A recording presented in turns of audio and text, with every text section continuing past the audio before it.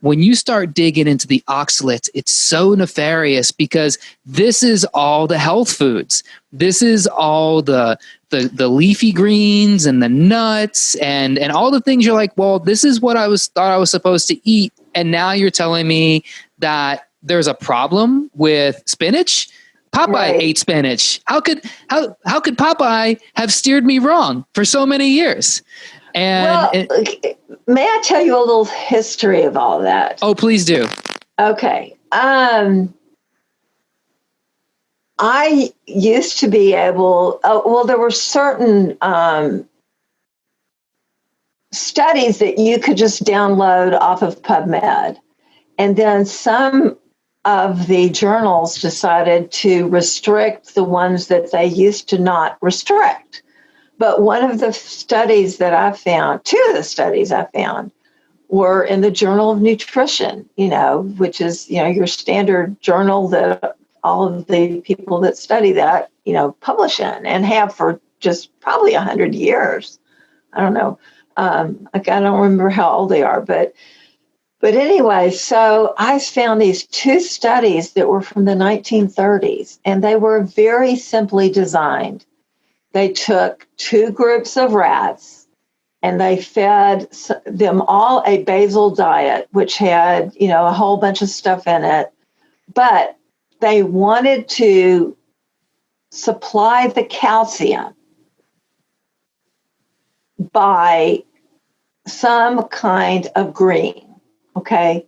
And so in one group, they used spinach.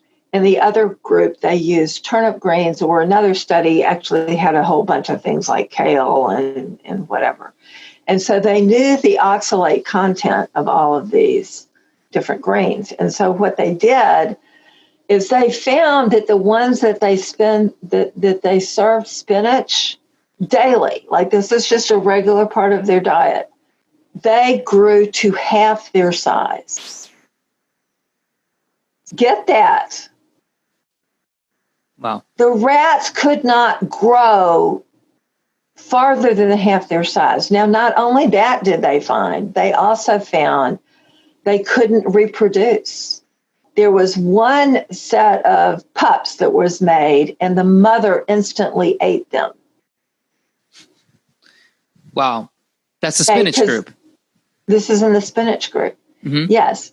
And then they also looked at their bones, and there was no mineral in their bones. They could just go like this with their bones because their teeth did not calcify. There were so many problems in these rats where this happened to. And, when I saw that study, of course I was excited about it because I was studying oxalate, and I thought, oh my gosh, here's the proof. Because they didn't do anything except feed them. That's all they did. There was nothing in the study besides just feeding them food, okay? And these rats were so messed up when they were fed spinach every day. And I hear of people doing spinach smoothies 3 times a day. Yeah. And so we're doing this because of marketing. Now, when I looked at the date of that study, it was in 1938 and 1939. Guess when POPEYE started to talk about spinach? Oh, man, I feel like it's going to be in the 1940s. Late 1930s and early 1940s. That's when suddenly it was a attempt to defend the market. And I have this picture of this graph of spinach consumption in the U.S. And in the 1940s, it was huge. And then it went down and dipped down into 1970s, which was when I was in high school. And then it started to creep up again. And now it's probably as high as it was in the 40s, if not higher. I don't know. I don't think they're saying yet it's as high as it was in the 40s. That's interesting. Why did it slough off like that? We are so subject to marketing. I think that's one of the things we need to go, oh my gosh, was that just marketing? was the reason. So are you saying then that after they did that study, the people at, I don't know, Big Spinach saw that, okay, there's some bad press going on with spinach. So how are we going to sell more spinach? They got POPEYE. POPEYE is talking about eating spinach straight out of the can. No preparation, just straight out the can. He's getting these big muscles, and he's strong, and he's ripped. You know, he's not just like big, bulky muffin top strong like we see a lot of dudes walking around with now. Like, he's got big fat arms and a slender waist, and he looks good for a sailor, right?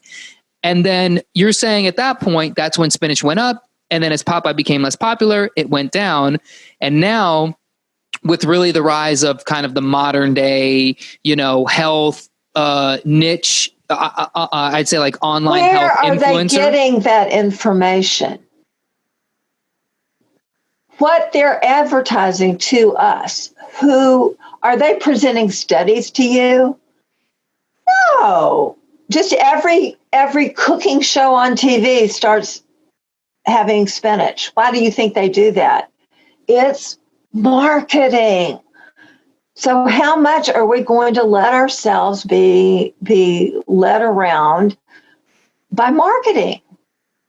I mean, right. We really need to find out what the facts are. And obviously people in the 40s weren't looking for facts. They were just paying attention to a sailor man. What does a sailor man know about nutrition anyway?